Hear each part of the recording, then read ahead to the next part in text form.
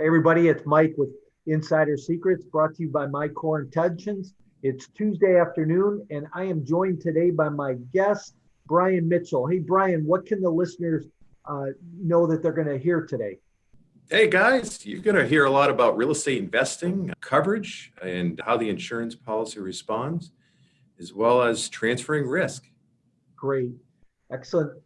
To hear the rest of this show, you're going to have to tune in. Look forward to seeing you soon. Welcome to this week's edition of Insider Secrets, the show that turns multi-family investing into reality. Each show we interview guests who are seasoned professionals, actively closing and managing real estate deals.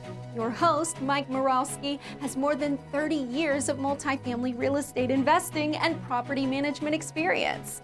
Mike is the founder of My Core Intentions and has been involved in over $285 million of transactions. Focuses on helping you create short-term cash flow and long-term wealth. Here's your host, Mike. Hey, good afternoon. It's Mike, your host of Insider Secrets. And Insider Secrets is brought to you by My Core Intentions. I always ask, but I really want to know, how are your intentions? Have you been thinking about them? Do you know what you really want? Are you crystal clear on it? What's your why? And why does it matter in your life? I really want to discover with you your purpose, your why. You have to sit down and ask yourself, what am I good at? What am I passionate about? If you took out a piece of paper and wrote those two questions down right now, what answers would you come up with? See, at MCI, we invest in our clients' future through an educational and training platform to help you create short-term cash flow and long-term wealth to leave a legacy, empowering you to execute sound real estate investing and property management principles while living a balanced life. For me, I see so many real estate professionals' life get out of balance because we're dictated by so many other issues around us. How do we live a more balanced lifestyle? Listen, today I'm joined by a guest, Brian Mitchell. Brian, you want to say hi to everybody? Hey everyone. I'm glad you're here today. And I know that we're going to get into some details of some of the things I just talked about. But listen, everybody, here's a little bit about Brian. Brian graduated from college with a bachelor's degree of science in 2008 from the University of Southern Maine. After working in finance, Brian decided to take a role in the insurance industry in 2010. His focus is writing insurance programs for one owner landlord to the largest national syndication companies. In his personal time, he focuses on growing his own real estate portfolio and also hosts a local real estate meetup group where he lives with his wife and children in Brunswick, Maine. Brian's a strong believer that an investment is only as good as the team managing it and the right insurance program backing it. Hey, Brian, I know that some of the things that we talked about there in your bio are so critical. And what I like about having you on the show today is the fact that not only do you just sell insurance, but you're an investor too.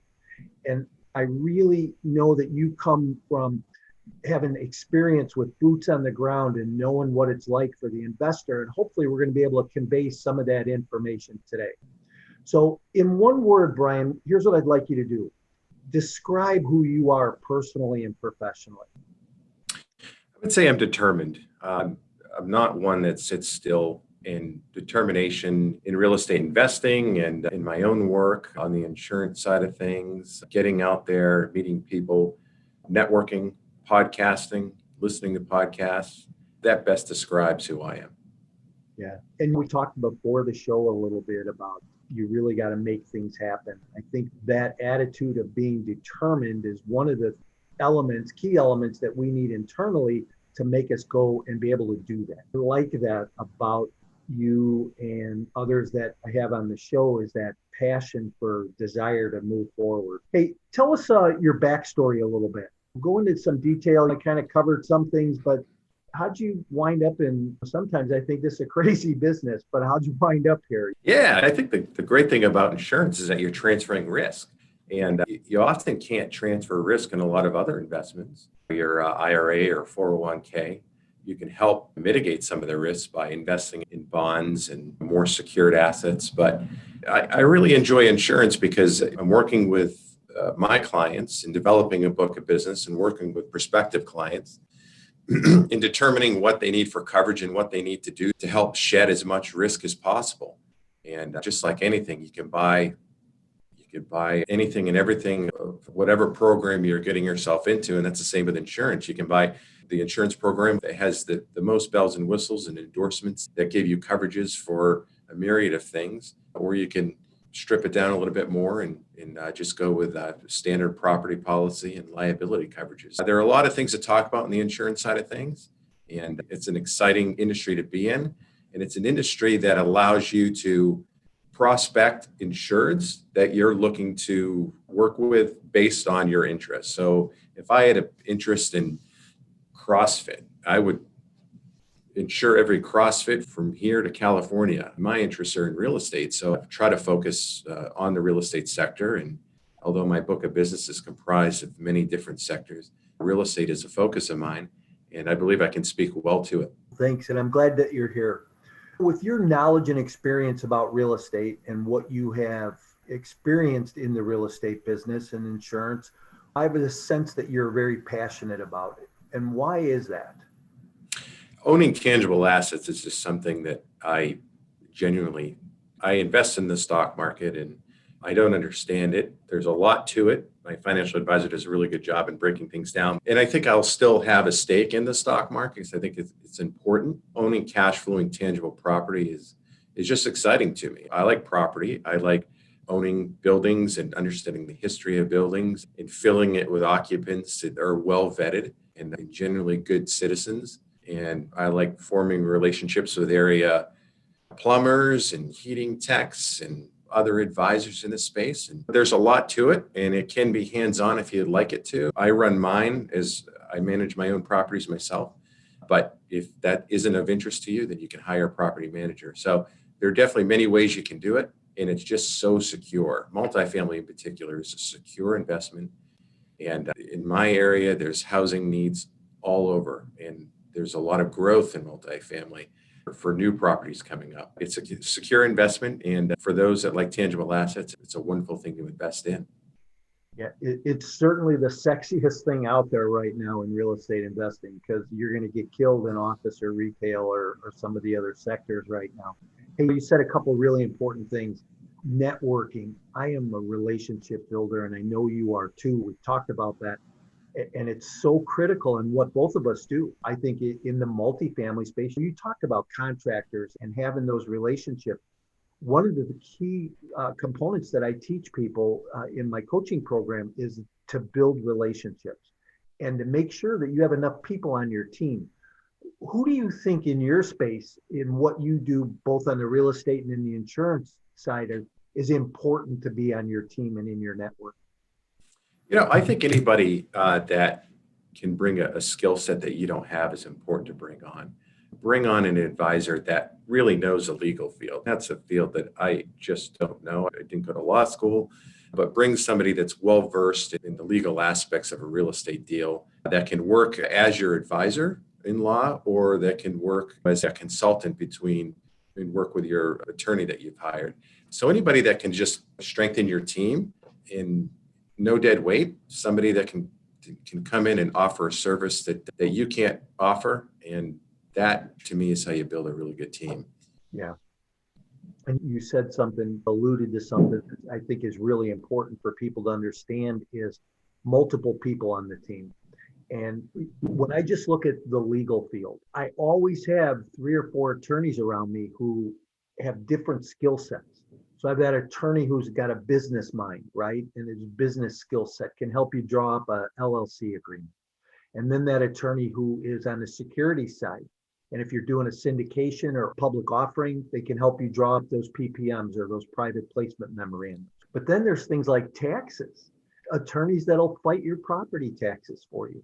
And then there's other attorneys that you need to have in your court for the hard things that might come up, any type of a lawsuit or things like that. So I think that when we look at building a network and building a team, it's really important to have different skill sets. And that's the word that you said that really caught my attention, around you in those fields. Hey, I have to tell a quick story. So you said something about the stock market, and I always have a little bit of money in the stock market. And my 15-year-old son comes to me and he says, "Hey, I want to open a trading account." So we talk about it and I tell him, "Hey, go do the research and come back, tell me why, sell me on it." And he does. So we wind up opening a trading account. We put some money in a couple of stocks and the stock goes up, goes way up. So we pull the money out. The stock goes down. And our ingenious self think that the stock's going to go back up. And there's no rationale explanation for why it doesn't. But we put money back in and it crashes. So we lose everything that we got and put in, not everything, but we took a bath. Here's the lesson in it. I said to my son, "What'd you learn?" He goes, "Not to be greedy." I thought, wow, what a great lesson. So it was well worth the little bit of money that we lost for him to learn that lesson. So I thought that was, when you said that though, I just felt like I wanted to tell that story because I think it's just really important. Hey, let's get into some meat about your industry and you, a real estate investor, either buying a small multifamily, single family house or a syndicator doing hundreds of deals. Why is somebody in your industry so important to them? It's important to side with somebody that can put together a well-tailored insurance program because your lender is going to require it. Your lender is going to require that the properties are going to be insured to value. Your lenders are going to require some endorsements that will protect them and will protect you as an owner or investor. So it's important to side with somebody that has experience in real estate in whatever field you're buying in. If you're buying a laboratory, somebody that has a book of business and is well-versed in insuring science programs. What you should ask for interviewing agents is, what is your book of business comprised of? How long have you been in the business? And what are some of the coverages that I should look for as a landlord? And maybe before you have that conversation, do some research on your own just to make sure that they're passing the test. So siding with somebody that has experience in your field is crucial to building your team and crucial to getting the best bang for your buck. What are some of the coverages that a property owner should have, a multifamily owner? Let's specifically, and I think that there's two sides of that aisle, right? There's the small multifamily operator, and then there's the large syndicator. What types of coverages should they have, and are they the same?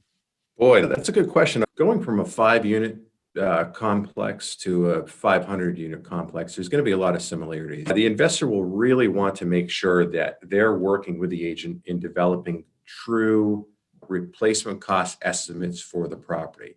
And this can be done in a myriad of different ways. The MLS listing will likely have some information on the buildings, but what you'll want to do is go to the town assessor or measure the properties yourself and make sure that the properties you're reporting the correct square footage. And that agent should have a replacement cost building software where they could take the square footage, in the characteristics of the property. So does it have an asphalt roof or is it a slate roof? Does it have masonry siding or is it a clapboard siding? Is it a wood frame structure or is there a non-combustible? And then at that point, the agent can then develop a true replacement cost estimate for your property that they can use on the quote. So property coverage is huge because that's what you're buying property and you want to make sure it's insured correctly. Liability coverage is big too, to protect you from the slips, trips, and falls that you will inevitably get while owning a property and making sure you have correct liability limits. Standard general liability limits are typically $1 million per occurrence, but you can buy an umbrella that will go over that $1 million to give you more liability coverage. And what I'm seeing a lot of from the syndicators that I'm working with is we'll do the $1 million underlying general liability policy as well as a $5 million umbrella to give them basically $6 million for liability. Business interruption coverage is typically offered with most commercial policies that are out there for restaurants and for movie theaters and for multi-family. In this case, it would be loss of rental coverage, where in the event of, say, a fire in one of your properties, tenants had to get displaced because the building was damaged. During the period of restoration, the policy will cover you for any lost rents that you would have received. It's the net income that you would have received had no loss occurred. So that is crucial and an important piece to really hone in on. Typically, a policy will rate it two different ways at actual loss sustained. So there's no limitation on the declaration page of the policy. It's just at ALS, actual loss sustained. Or there's a number that you need to work out with your agent application that you would have to fill out. I have a ton of questions, and I hope my listeners today are gaining some insight from this, because I think you really have touched on a lot of valuable things. I have a couple of questions that are probably quick answers. When you talk about square footage, do you talk about usable square footage, livable, or overall square footage? A lot of cases you say the building's 1,000 square feet, but you only use 885 of it. So Right. Which square footage is it? Yeah, so when I do a replacement cost estimate, I use livable square footage. Now, every building is different. So some buildings are going to have really cool porches and some areas that aren't considered livable square footage that you really need to account for in the replacement cost estimate. So we start the conversation of what do you got for livable square footage, and then what's the rest comprised of? Because we want to make sure that even though we're classifying the livable square footage at $175 a square foot for replacement cost, we wouldn't want to necessarily rate the other portion for that because it likely only has a replacement cost of 110 or maybe even 85 a square foot. But we want to incorporate that other side and then get you a number that will correctly insure your property to value. The next question is the liability insurance. I think a lot of people think, hey, I have an LLC agreement in place. That'll cover me if somebody knocks somebody down a flight of stairs or somebody tries to come after me. Is that not true? Do I need more than just an LLC agreement? The cheapest way to do it is just getting the proper liability coverage. And an umbrella for a multifamily, a standard market umbrella at $5 million probably be a premium of $2,500 to maybe $4,000 a year. So that's fairly inexpensive for an additional $5 million in liability coverage. And then obviously you got your $1 million on your general liability. Oftentimes, if you went from 1 million, so it's $1 million per occurrence, and 2 million would be your annual aggregate. Oftentimes, if you asked your agent to endorse the policy or quote the policy at a limit of 2 million per occurrence with a $4 million aggregate, the additional cost for that is minimum. It's going to be like $500 or $600. So it's worth going that 2 million, 4 million versus the 1 million, 2 million. And an umbrella is going to be invaluable to protect you, the LLC, and your investors of the LLC. Okay, great. And then the loss of rents is an interesting thing. Are people today, in today's environment with COVID, claiming on their insurance loss of rents, loss of business operations? And is it a viable claim? It is not. There haven't been any claims being paid for loss of income due to COVID. It's got to be a covered cause of loss. And your policy spells out what a covered cause of loss is: fire, lightning, vandalism, civil riots.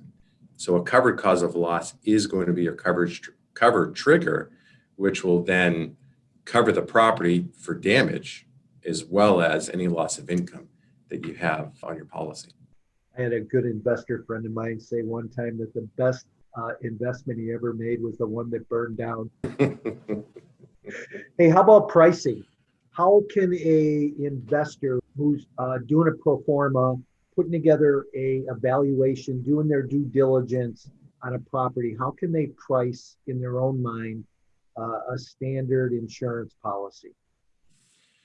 In the old days, going by door, $300 a door, $400 a door. I say the old days, like 2 years ago. This is before the market started to harden.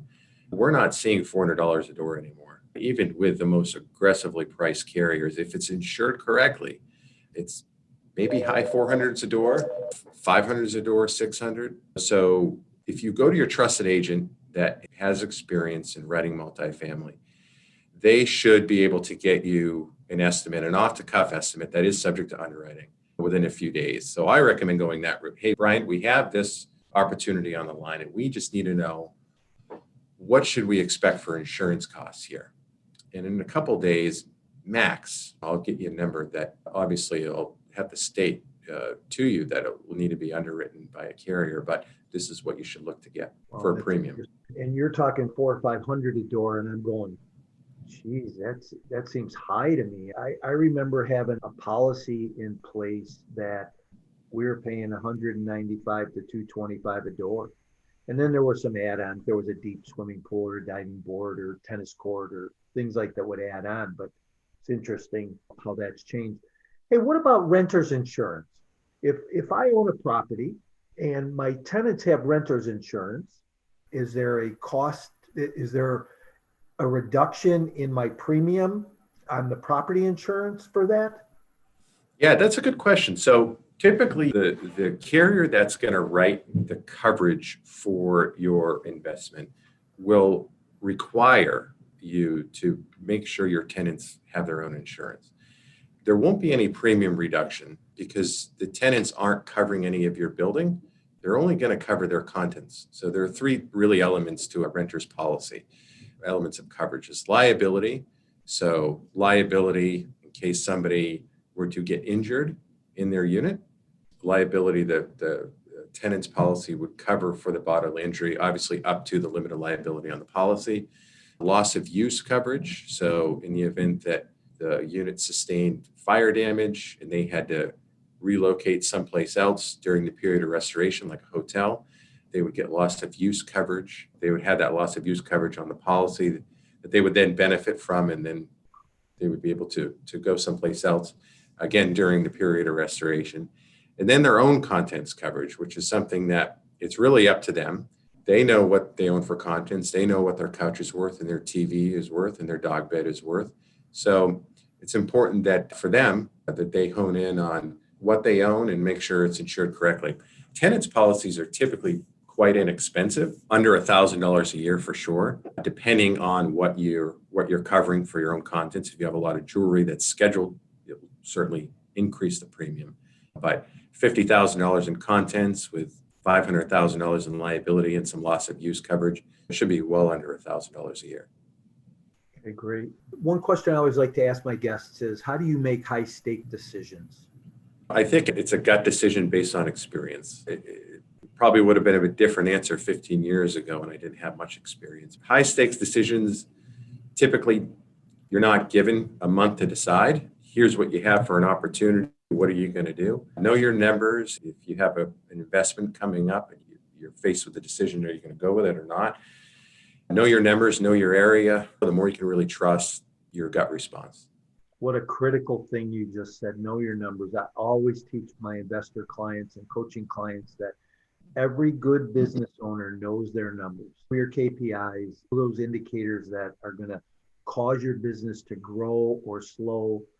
What should an investor be watching out for today or looking for in today's market? Is there opportunity or is there challenges that we should watch out for? I think there's opportunity in every market. I started investing in multifamily in this market, but I found opportunity and I'm under contract on 12 more, and there's still opportunity in this crazy seller's market. So I can only imagine how much more opportunity there would be in the other market.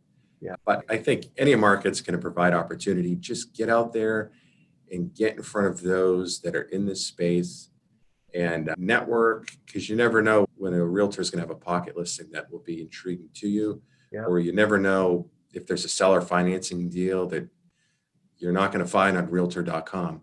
So get out there, meet people, and network, and it's fun too. Yeah, it sure is. That's for sure. Hey, this show is called Insider Secrets. So what strategy or secret would you share today that you think an investor should have? I think it's important, and we talked about this earlier, when you're developing your team, really develop it with the thought in mind of getting people in that can really complement each aspect of what you're looking to do, and try to surround yourselves with experts. There are a lot of people that really specialize in things that you don't. That's the insider secret that I have. Surround yourself with people that are smarter than you in various areas that can really get you to the next level, get you to the next deal, and just create a well-rounded team. Yeah, that's good. What's the insurance market forecast for the upcoming year? Yeah, 2021, we're 7 days into it right now, time of recording. We're just getting off an interesting year of 2020. And then 2019, that's when we started seeing the market starting to change. There was a soft market for about the first 3 quarters of 2019, and then the previous 10 years before then. We were in a nice market where rates were fairly low. Underwriting guidelines were such that a lot of carriers were interested in writing more things that they otherwise wouldn't be in a hardening market. But storms and wildfires and civil unrest and the rising tide floats all boats, and COVID certainly threw a wrench in the plans of some of the carriers, where the market is tightening and things are starting to change. You're looking at your insurance renewals now, and to get a flat renewal is really a thing of the past. The carriers are really looking at what are the buildings insured for? Are they underinsured? They're trying to get their book insured to value. They're trying to get their insureds to insure their properties to value. So they're doing individual replacement costs on their end that they otherwise weren't doing before, and zeroing in on the address, zeroing in on the buildings, the make of the buildings. They probably had an inspection by the carrier, so they have some detailed photos. They're doing detailed replacement cost estimates and requiring that the buildings are insured to value. So 2021, expect rate increases, expect markets that were customarily willing to write your multifamily or your real estate property that you had in another city or another state. They're probably not going to be doing it easily, or if at all, on a new buy that you're doing. But there are some carriers that are still very hungry for this type of business, and would love to talk to anybody that has any interest in getting in front of those carriers. Sure. Hey, you brought an interesting thing up, inspection. If I have an insurance policy in place, how often should I expect some kind of insurance inspection on my property? Boy, that really does vary from carrier to carrier. I just wrote a large deal earlier last year, 300 units, and I thought for sure they would send an inspector 45 days out, but there hasn't been any word of an inspection yet. On some of the smaller stuff, I would expect it once every 5 years or so, but it really is carrier specific. Plan for it once every 5 years, and plan to get an inspector calling you after you've signed with a new carrier within the first 45 to 60 days, because that's typically when the carrier would like to send out an inspector. They've bound coverage, they've underwritten it from their desk, and they've taken agent photos and the agent applications, and they believe they have a real good understanding as to what they've just bound, and they're comfortable with it, but they need an inspector to go in and check the boiler, check tags to make sure that systems are maintained, and that the electrical looks in good order, and then there's no maybe knob and tube wiring on older properties or aluminum wiring that wasn't uncovered in the initial underwriting process. Yeah, interesting. I bet a lot of our listeners have no idea what knob and tube is. Never forget the first time I discovered that behind a wall and how they got electric to run on that stuff. It is amazing. Yeah, it is. Hey, a little bit lighter note. Let's lighten things up a little bit. I always like to ask the fun questions at the end. You're up in the Northeast, and what's your favorite tourist attraction? Yeah, Maine is called vacation land. It used to be on our license plates, and I think it truly is. It's a beautiful place to visit year round. A lot of people come up here in the summertime, and that's my favorite time of year. Winter is an interesting time where I find a lot of beauty in it, but I don't necessarily like the 4 or 5 months that we get out of it. So coast of Maine, it's absolutely beautiful, and some attractions here include just some great amusement parks, and we have a national park up here called Acadia National Park that I think everybody should go to, and it's one of the most visited national parks in the U.S. It's really where the mountains meet the sea, and every trail just has some true beauty to it, and the park itself has a lot to offer. Yeah, interesting. Hey, a real quick question. Can you write in all 50 states? Yes. Yep. Okay. All right, good. Yeah, I think that's good for people to know, and that's why I wanted to be clear on that. So your favorite restaurant? Yeah, favorite restaurant. Up here, there's a bunch of seafood restaurants, and there's one local to where I live called Cook's Lobster House, and it actually made the Visa commercial. So if you Google Visa Cook's Lobster House, Harpswell, Maine, you'll see that commercial. I think that was done in maybe the 80s or 90s, but it's just a wonderful restaurant, and it has great views of the ocean and really good owners and in seafood, which is a really good thing. If you come to Maine and you like seafood, I think you'll find a restaurant just about in any town that will have some really good seafood. Blue crab with the mallet. Yeah. Hey, and lobster, lots of lobster. Yeah, I bet. Hey, Listen, I thought for sure you were going to say the big maple tree in the backyard, though. I should have. For the Boy, maple it's syrup. always nice during maple season to see the tap trees. And I've never boiled maple. I've never made maple syrup, but it's quite the process. When you see how it's done from start to finish and all the labor that goes into it, boy, you have some real respect for the craft and those that are doing it. I told you about that friend of mine in Vermont who every year she would send out to everybody in our mastermind group the gallon of maple syrup that she took out of her tree in her backyard and cooked it and processed it and did everything to it. I swear today, that's why I have this tire around my midsection. Yeah. Yeah, it goes right to the gut. Hey, best book you've ever read? I just read the best ever book by, I think it was Matt Faircloth on real estate syndications. If you're looking to get into real estate syndications, or for my line of work, I'm looking to really understand a real estate syndication because I think it makes me a better insurance agent. It's a great book to pick up, and Matt does a really good job, start to finish, of all the details that go into real estate syndications and what to look for. So I suggest picking that up. Prior to that, I think it's a non-real estate book, but Dale Carnegie's How to Win Friends and Influence People is great. It's wonderful. It talks about that personal pronoun that we all use, I, me, and it's just a really good book that I recommend to anybody. And I think it helps us communicate better, and it helps us just become genuinely interested in other people. Yeah, definitely one of the all-time best classics, How to Win Friends and Influence People. I agree. Hey, Brian, if people want to get a hold of you, how do they reach out to you to find out more information about how you could help them with their insurance needs? And if they maybe just have questions about the insurance space? Yeah, I encourage you to give me a call. My cell phone is 207-841-7371. You could shoot me an email. So just give me a call or shoot me a text. If email's your thing, B Mitchell, BMITCHELL at crossagency.com. That's CROS agency.com. And yeah, we write in all 50 states, and I'd be happy to look at whatever deal you're working on. I'm working on a 5-unit right now in Cleveland and a 293 unit outside of Atlanta. And we have a bunch of stuff going in Wyoming and Louisiana and all over. We write in every state, and happy to talk to you and answer any questions you might have. Awesome. Thanks. I appreciate that. And I hope people blow your phone up now for giving out your phone number. Boy, personal cell phone number. I hope everybody texts you now. Hey, Brian, thanks for being here today. And I want to thank my listeners for listening in. Remember, we're on Apple, Spotify. Go like us, love us. Go to YouTube and subscribe. Subscribe to this. Help us grow. Brian, thanks for being here, and certainly look forward to continuing the conversation with you. See everybody next week. Thank you, Michael. Thank you, Mike, and thank you for joining us for another great episode of Insider Secrets. As always, Insider Secrets is brought to you by My Core Intentions. Join us on social media and visit mycoreintentions.com, where you can get expert coaching on all things multifamily investing and property management. We're looking forward to having you back again next week for more Insider Secrets.